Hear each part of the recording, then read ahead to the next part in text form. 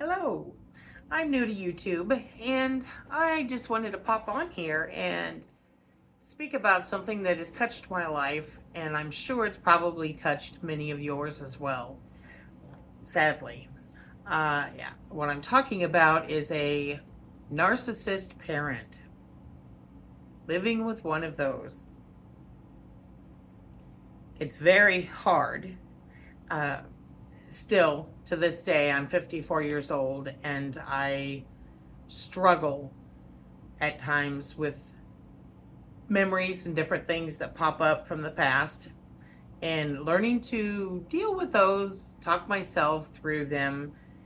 And even though I've forgiven my parent for being that way, uh, it still lingers on in my brain constantly. So, anyway, I would like to discuss that a little bit, and if it helps somebody, that's my goal. And just to talk about it, it always helps to get it out and talk about something. So, my parent was, I was the youngest of three other siblings. There was four, obviously, total.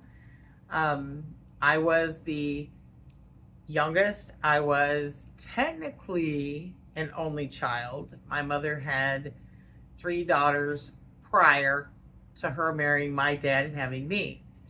But we all still lived in the same house. And each of my sisters had moved out really young. Had they either had places to go, went off, got married, whatever the case may be, just to get out of the house. It was very, very hard as I grew up without my siblings there.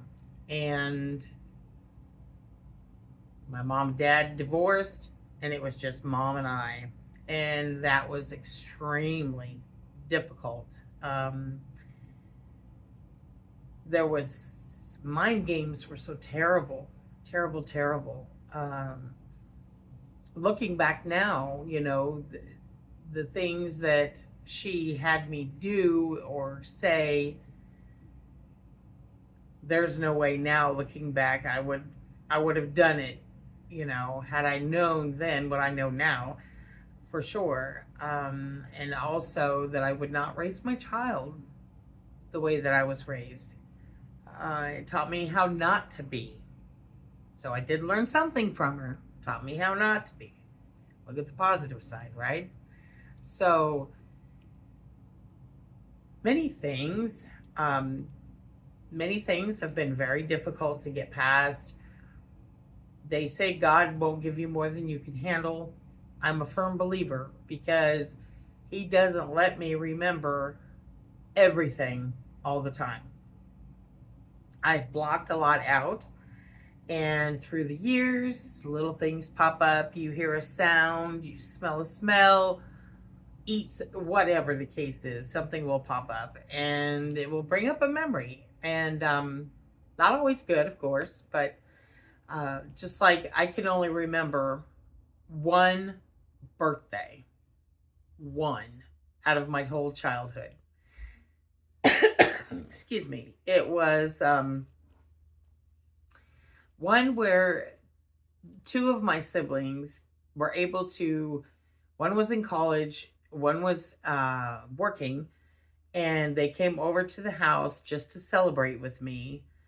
Um, and I remember we played, what was it, spin or sit and spin, I think it's called. No, what is that? Sorry, guys, I'm having a blank sit here. The game where the circles on that big thing you lay out on the floor and you spin the deal and put your right hand on green and your red hand or left hand on red. I'm losing my brain today. Sorry, folks. But anyway, that game. And we had such a blast. We truly did. And holidays, I can only remember one or two. Christmases, Thanksgivings, I only remember one.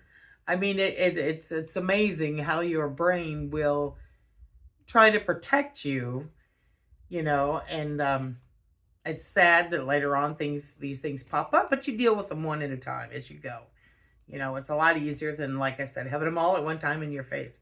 So, um, for anybody out there who's going through these kind of things as well, just to let you know, you are not alone at all. And I am not a licensed psychiatrist. I'm not a counselor. I'm not anything like that. I'm just someone who has been through it and would love to help anybody out there who needs to talk, who needs to try to deal with, who needs a soundboard, whatever the case may be. Um, that's why I truly think and feel that the reason why I went through all the things that I did was to help someone, to be able to help people with it. That's why I feel God brought me through that. Um, and that is the point. He did bring me through it. I am, and you'll find me saying this a lot, I am not a victim. I am a survivor. And you are too. And you can be. It's a lot of self-talk, a lot of support. Hopefully you'll be able to have that. If not, I'm here for you. I would love to help. It's just try to keep a smile on that face. Try to deal with the crazy things of the narcissist parent. Them feeling that it's all about them, causing conflict. My mother did between my sisters and myself. My sisters, as I said, were, married off or college, whatever. And my mom would let me go and stay with them for a weekend, whatever the case may be, and basically observe everything that was going on. And then when I went back home, she would drill me. What happened? What did they say? Blah, blah, blah, blah. And I was young, and had been under her finger for many, many years. And so I did what she asked. I lived with her full time, you know. But then it got to the point where my sisters, as I got older, pretty much told me, you basically, we don't want you back over here because of what you're doing. They didn't want mom to know everything they were doing. And I don't blame them. I wouldn't have wanted that either. But unfortunately, it put a wedge that even to this day I feel is there between my siblings and myself, because they felt I was on mom's side. I was telling mom everything they were doing. Yes, I was. I felt I didn't have a choice because I was still at home. And unfortunately, that has affected a relationship with my sisters and I, which in turn, then one of them has daughters, and it has rolled on to them even. And it made me the black sheep of the family. I mean, seriously, that was part of the issues, and it was, I remember years later asking my dad why he didn't take me away from my mom, and this kind of thing. And we're talking back in the 70s and 80s. And my dad, as an adult, told me, he said, I tried. Every time I found out where you lived, your mom moved you again. We moved a lot. And so he brought out a briefcase and set it on the table, and he said, open it. So I opened it up there, and lo and behold, all the canceled checks of all the child support that he paid every month was there. And I am not kidding, every picture of every place my mother and I lived. So he wasn't lying. He knew after the fact. And my mom had me terrified of the poor man because she never wanted me to live with him, of course. She wanted me with her. And she told me that he would try things that a father shouldn't. You know what I mean? I don't know what my age audience, is. So being appropriate here. So I was terrified of my dad. I truly was. And I was afraid for things like that to happen. And she drilled that in me, told me that when I was younger, things like that happened. I believed her. She was my mother. I was young. So all through my childhood, I believed all this. And so I was terrified of my father.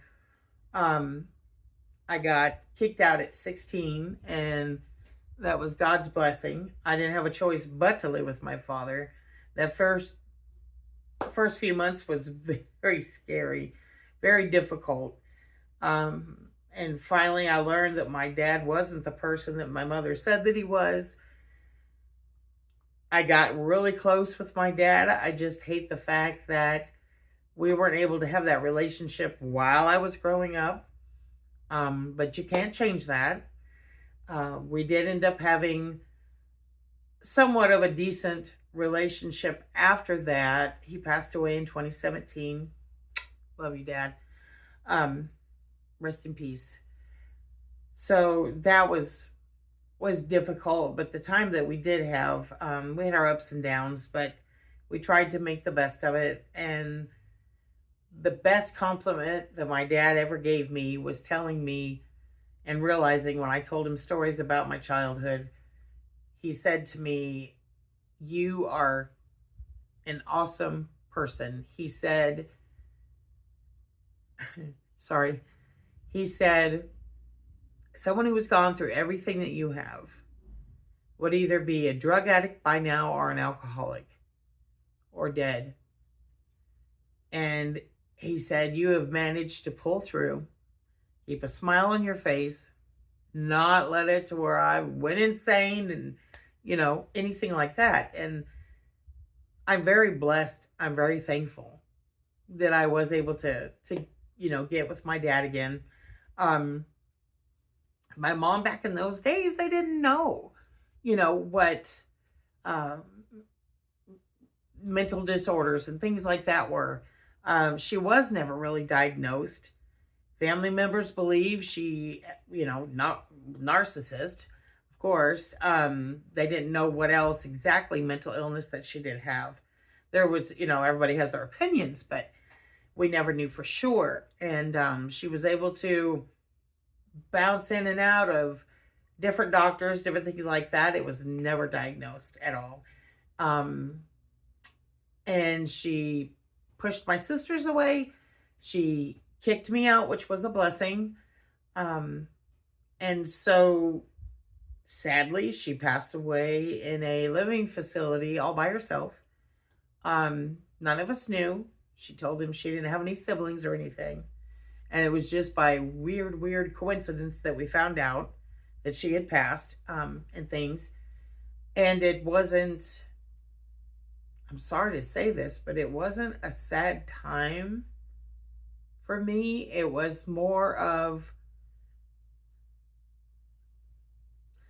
I was finally at peace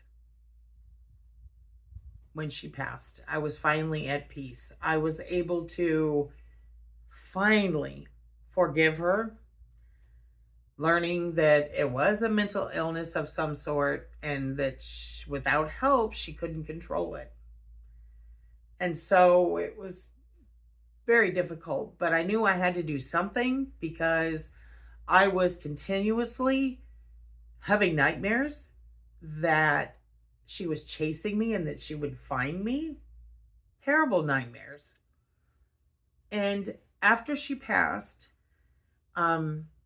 she was in another state, and I had to show proof who I was and all this mumbo jumbo stuff. But long story short, when I had her ashes, because they had already cremated her, when I had her ashes, I was able to finally, sounds funny, pardon me, but sit down and talk with her. Yes, it was one-sided, but I finally got to say what all I needed to say. I yelled, I screamed, I cried, everything. And at the end, with no interruption, no guilt trip, no nothing from her, at the end of that was when I was finally able to forgive her. Huge weight lifted off, let me tell you. And since then, the nightmares stopped. I feel so much better. I truly do. On occasion, as I said, I will still have little memories, little whatevers pop up, and I deal with them as they come. They don't come often, but I deal with them as they come. And sadly, my sisters and I, we aren't that close anymore. We don't even talk, to be honest. Maybe on a very rare occasion. I'm used to not having them in my adult life. And so I have my group of friends that are like sisters. I have a couple of friends that are like mothers to me, and my son and my grandson. And so that's all my life needs now. You know, I've been divorced a couple of times, and that's it. I'm happy where I am. I really am. I am working on losing weight, as you can tell. That's a struggle, but I'm working on it. I'm going to get there. I am going to get there. So that's another one. Another time for another meeting here, so to speak. But anyway, I just wanted to get on here and just tell you that I am here. And if you need any kind of advice, anything like that, I would be more than happy to help.